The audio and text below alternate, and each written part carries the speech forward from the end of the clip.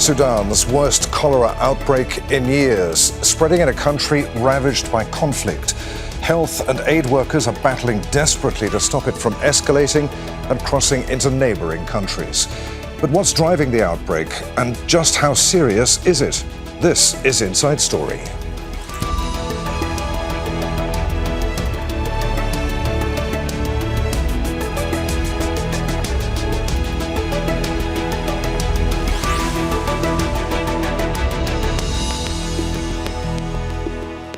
Hello, welcome to the programme. I'm Adrian Finighan. Sudan is battling its worst cholera outbreak in years, according to the United Nations and aid agencies. Millions driven from their homes by fighting are living in temporary camps and makeshift shelters where the disease is spreading rapidly in unsanitary, overcrowded conditions. The UN is appealing for money. It says that at least 30 million people need aid, many of them facing acute hunger. The US gave more than $800 million last year, more than any other country. But the Trump administration has slashed that support, and relief organizations say that it's worsening the humanitarian situation. The UN and aid agencies are battling to stop cholera from spreading. So why is this outbreak more serious now, and what needs to be done to contain it? And what's the international response? We'll speak to our guests shortly, but first, a report from Ama Boateng. Fighting has forced them from their homes. They're facing hunger and now severe illness. Cholera is spreading rapidly in Sudan's Darfur region. Doctors Without Borders says it's the worst outbreak in years. The aid agency estimates at least 40 people have died in the past week alone, and more than 2,300 patients are being treated. The town of Tawila in North Darfur has been especially affected. It's around 70 kilometers from Al-Fasher, a city under siege by the paramilitary Rapid Support Forces. They've been battling the Sudanese army for control since April 2023. And as people continue to flee the intense fighting, the disease is spreading. Cases have already been confirmed in Chad and South Sudan. More than 2 years of conflict have killed tens of thousands of people. The UN calls it both the world's worst displacement and humanitarian crisis. Al-Fasher is the last remaining government stronghold in the Darfur region. People trapped there are living in temporary shelters with limited access to clean water. Aid workers say often there's no choice but to use contaminated sources. Cholera can kill within hours if left untreated. And as the rainy season sets in, the fear is more people will be at risk. Ama Boateng, Al Jazeera for Inside Story. Let's bring in our guests, who are all joining us from Nairobi today. Mathilde is the Advocacy Manager for Sudan at the Norwegian Refugee Council. She's been working in the country since 2021. Simon Main is the Sudan National Director at the humanitarian organisation World Vision International. He specialises in disaster risk reduction. And Mitch Rhyner is the Deputy Head of Mission at Doctors Without Borders Sudan. He's been working in the country since 2024. Welcome to you all. Mitch, let's start with you. For the benefit of anyone who doesn't know, what is cholera? How does it spread? How is it treated? How can it be prevented? Sure. Cholera is a vaccine-preventable disease. It's one of the fastest spreading waterborne diseases. And its prevention is very simple. Access to clean water and sanitary facilities. It's also a vaccine-preventable disease. So with the oral cholera vaccine, it's prevented. So it's not a disease that could be transmitted person to person. If it's relatively simple to treat and to prevent, why isn't that happening in Sudan? Sure. What we've seen in our facilities is an influx of displaced people, as well as people living in very unhygienic conditions without access to clean water. As a result, due to these conditions, the cholera has spread quickly. Further, without adequate response capacity from aid actors, from local government agencies, the vaccine cholera has continued to spread. Mathilde, who is working on the ground right now to try to help the victims of both the cholera outbreak and, of course, of the ongoing famine. What's happened to medical facilities and hospitals in Sudan? Exactly. I think you're asking the right question. One of the reasons why this cholera outbreak is so big right now is because there's just simply not the systems to handle it. It's been 2.5 years of war. The entire medical system in Sudan has been disseminated, and especially, in Darfur, in the region where we're seeing the largest outbreak. So to your question, who is handling this? Most of the cases, if people are lucky, it's humanitarian workers. If they have access to the people who are infected, but most of the time people just don't reach medical services. Not only do they not reach medical services, they just don't have access to water. They don't have access to soap. In the places that you just show on your documentary, Tawila, there is simply not enough toilets. We need 15,800 toilets in this same camp, just to have a good level, a decent level of sanitation, which means that people are defecating in open air, which means that it creates also the condition for cholera to spread. So the main reason why this cholera is so disseminating right now is the war. Simon, what role are hunger and malnutrition playing in this cholera outbreak? Yeah, thank you so much. I think today, looking at the numbers, we have over 30 million people in need of assistance, among which over 24 million are in a critical situation of nutrition needs. So looking at the overcrowded localities, especially in Darfur states, the number of people concentrated in some locations is very high. This is ways of facilitating, this cholera spreading in those areas. So, in the last 3 weeks, over 3,000 people have been, received in health facilities which are not properly working on the ground because of the damage that have been caused on them. Is cholera, Mitch, an indiscriminate disease? Does it particularly affect certain people within the population? Who's most at risk? Sure. One of the most at-risk groups are those who are malnourished, and this is an additional morbidity that we've seen in Darfur in particular, is increasing high rates of malnutrition. Children in particular are more likely to be affected by cholera and more susceptible to severe symptoms and death if they contract the disease. Mathilde, is cholera the only disease affecting people who are living in these displacement camps? Are other diseases also on the rise?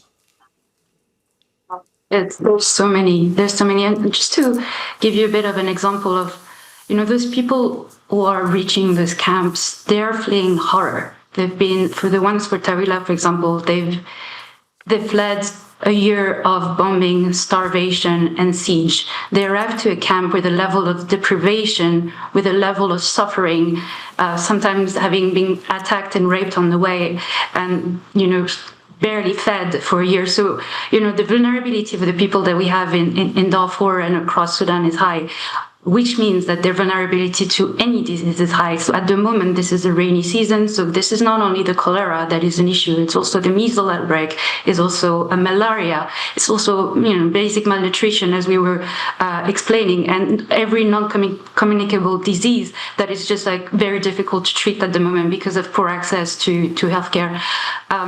There is no shortage of disease, of suffering for anyone right now in Sudan, but particularly in Darfur.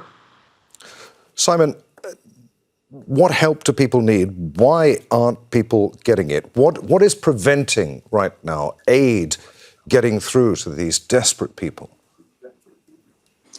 Yeah, thank you. I think looking at the current context of the country, Sudan is also in the rainy season, so access using roads is kind of challenges you are facing currently. So because some of the roads have been flooded, and bringing trucks in some of the areas remains a big problem.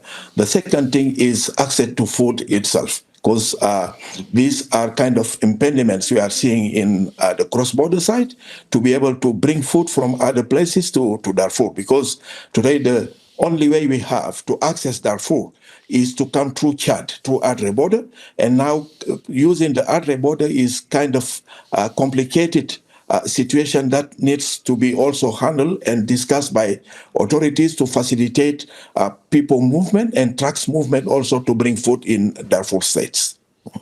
Mitch, if cholera is not an infectious disease and it can't be transmitted person to person, how is it spreading to places like Chad and South Sudan? Sure. One of the main factors is the displacement we're seeing caused by the conflict in Al Fasher and other parts of the country.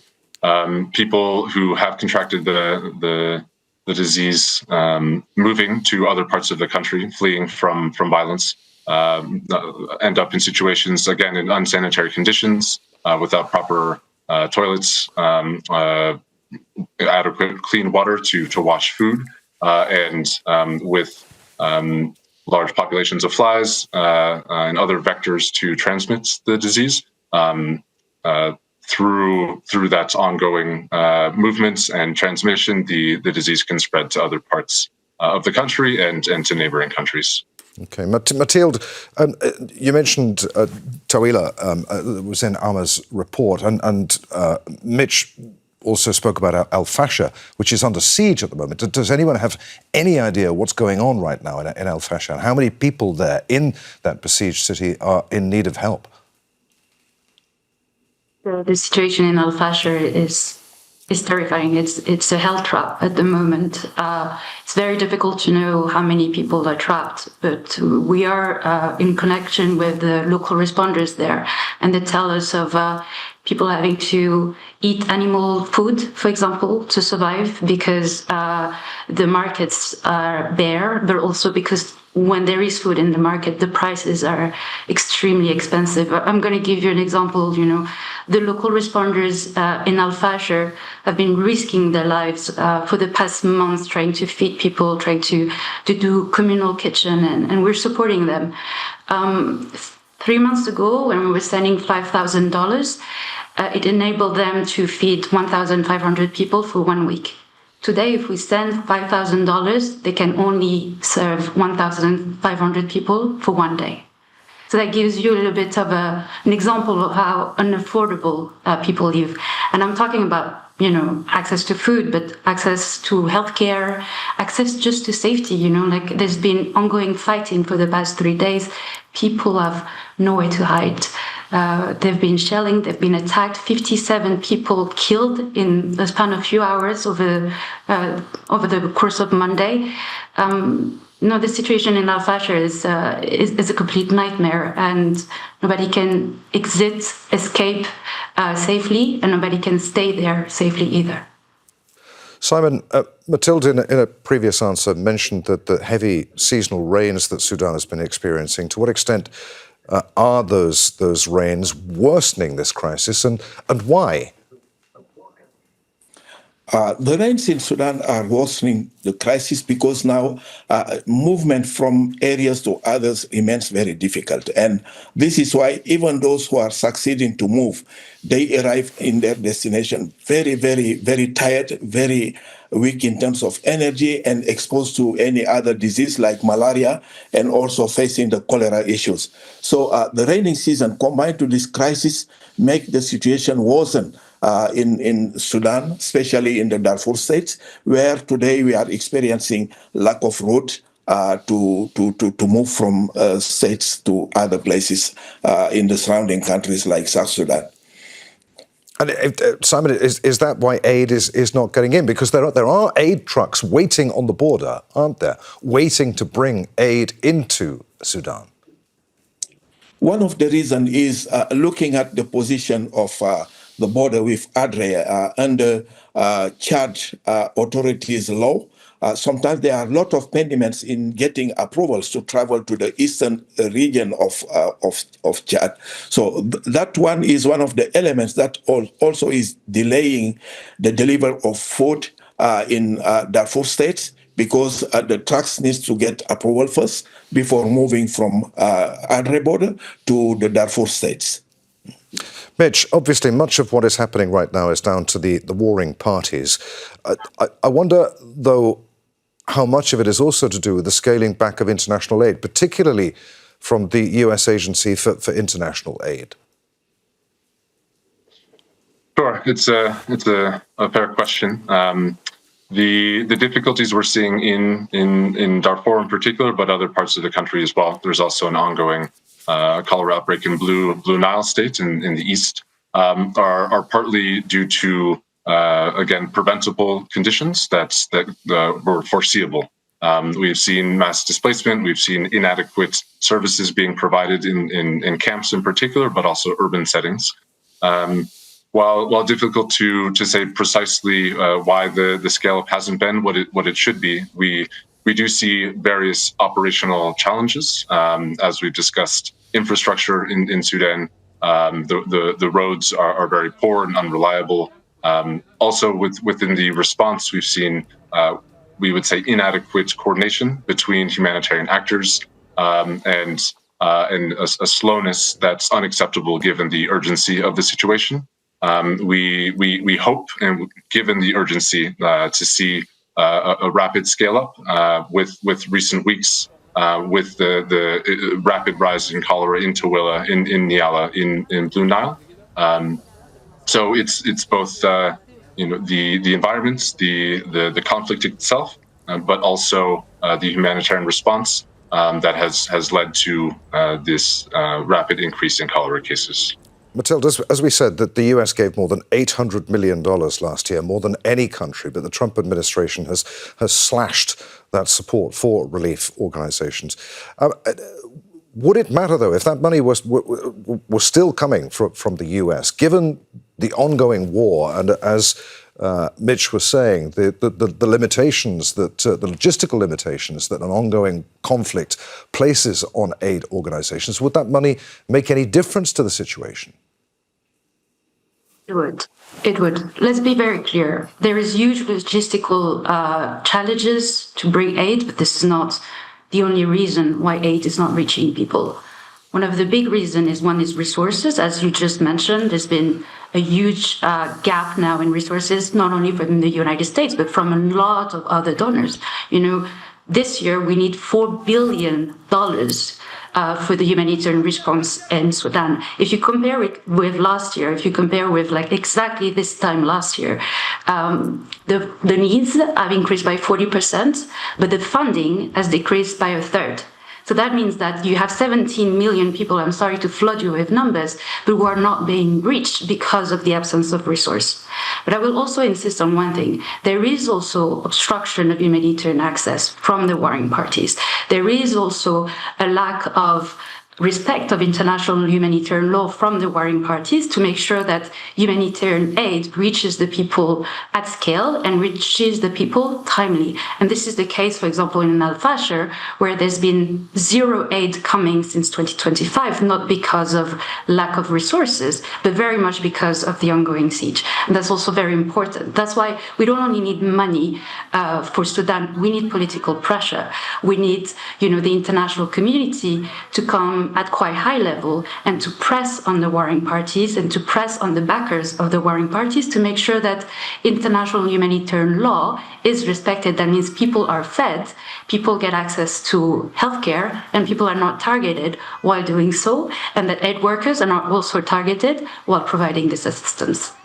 Simon, do you agree with that? There have been cholera outbreaks in Sudan before. Why is this outbreak more serious? Yeah, this outbreak is more serious because it coincides with the rainy season, and we know it's a water disease, and now we have the wheat everywhere in the country. So it's easier for the cholera to spread very fast like it was previously. And this is one of the elements also that is, increasing the number of affected people we have on the ground. So in different places, looking at the weather condition, so we will see that areas like Darfur have been heavily impacted by the cholera outbreak. and also numbers of people who are affected are increasing on a daily basis. If you look at the situation of Darfur today, in only 1 week, more than 1,000 people have been affected and under treatment, with very difficult conditions due to the collapse of the health system in the field. Mitch, as far as you're concerned, your organisation is concerned, what needs to happen then to ease the plight of the thousands of people living in miserable conditions in these displacement camps? What should the international community be doing right now, not only to end the war, but to end their suffering? Yes, a key factor is coordination between international actors, including UN agencies. We see that there is funding available for scale-up in Darfur and other parts of Sudan, and we would push for improved coordination between agencies to address needs effectively and quickly. And quickly is really a key word here. This spread of cholera will continue, and it will grow without a rapid response, without improving access to clean water, access to sanitary facilities, as well as hospitalization. We see inadequate beds relative to the number of patients coming in, and none of that can be addressed without humanitarian actors quickly working together to move into the locations where the disease is spreading, and as well as strengthening the systems in areas that are more vulnerable. Mitch, forgive me for interrupting, but you say that there needs to be more coordination between aid agencies here. Given the seriousness of the situation and the fact that this war in Sudan has been going on for, 2 years now, why hasn't coordination been fixed before? Yes, it's a fair question. One area where we're particularly focused on is bringing in oral cholera vaccines into the country. This has been an ongoing issue, and would be one of the key factors to stopping the spread of cholera. This requires coordination and efforts at multiple levels of multiple agencies globally. We hope that these vaccines will be moved into Darfur particularly quickly, but up to this point, we remain waiting for the planning to occur at the field level to conduct the vaccine campaigns. So that's one area that we're particularly focused on in MSF. Mathilde, to what extent then is the window to save lives, thousands of lives, closing fast? It's a question of weeks. It's a question of weeks because it's not only the cholera outbreak. The rainy season coincides as well with flash flooding, other outbreaks of diseases, but also the hunger gap. Very soon, this is where also we're going to see a lot of people relying on 1 meal a day. And when I say 1 meal a day, it's usually boiled leaves or porridge.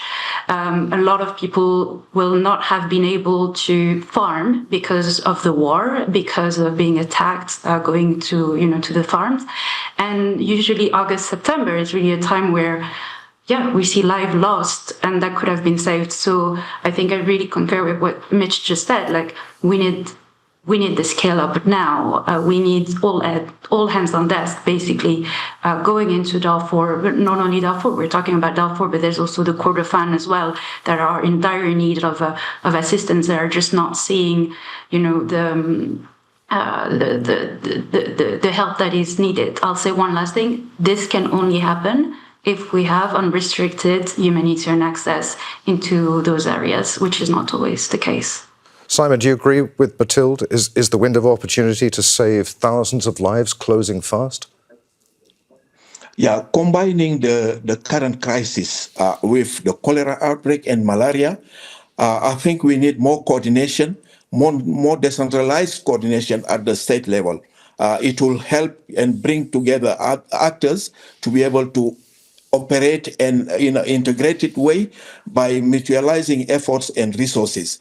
Because in current situation in Sudan, especially in the Darfur area, it will be difficult for just one humanitarian agency to cover all the need. The gaps are very huge, and we need mutual efforts to de-escalate the situation that's happening on the ground. We have also to take into consideration that this cholera is spreading within the country, but also in the cross-border countries like Chad, South Sudan, Uganda, Ethiopia, and also Central Africa. So it means that we need also a regional platform to coordinate our efforts between the countries and bring more support to those people, knowing that it's Sudanese who have fled the conflict to be in other places in the surrounding countries. Mitch, very, very quick answer from you, if you can, please. Just how high are the stakes here? The stakes couldn't be higher. We see the number of cases rising by the day. We see inadequate response, and without proper, again, water sanitation, the vaccines for cholera, the number of cases will continue to grow, both within Darfur and other parts of Sudan and regional countries. Mathilde, final answer from you, please. Here you are. You have a global platform, okay? We're on Al Jazeera, broadcasting around the world. What's your message to the international community right now from the Norwegian Refugee Council? To wake up at very high level. The attention of the international community is really disgraceful compared to the tragedy that is happening in Sudan, compared with the magnitude. And, the UN Security Council issued a statement yesterday. We need more than statements. We need negotiation with the warring parties to make sure that international humanitarian law is upheld in Darfur. This is a crisis that goes from the Sahel to the Red Sea, and it is not taken seriously. And this is not acceptable for anyone in Sudan right now. Okay, there we must end it. Many thanks indeed for taking part in the discussion. Mathilde Vu, Simon Vane and Mitch Rhyner. And thank you for watching. You can see the programme again at any time by going to the website. You'll find that at aljazeera.com. For further discussion, you can join us at our Facebook page. You'll find that at facebook.com/AJ Inside Story. And of course, you can join the conversation on X. Our handle there is at AJ Inside Story. From me, Adrian Finighan, and the team here in Doha. Thanks for watching. We'll see you again. Bye for now.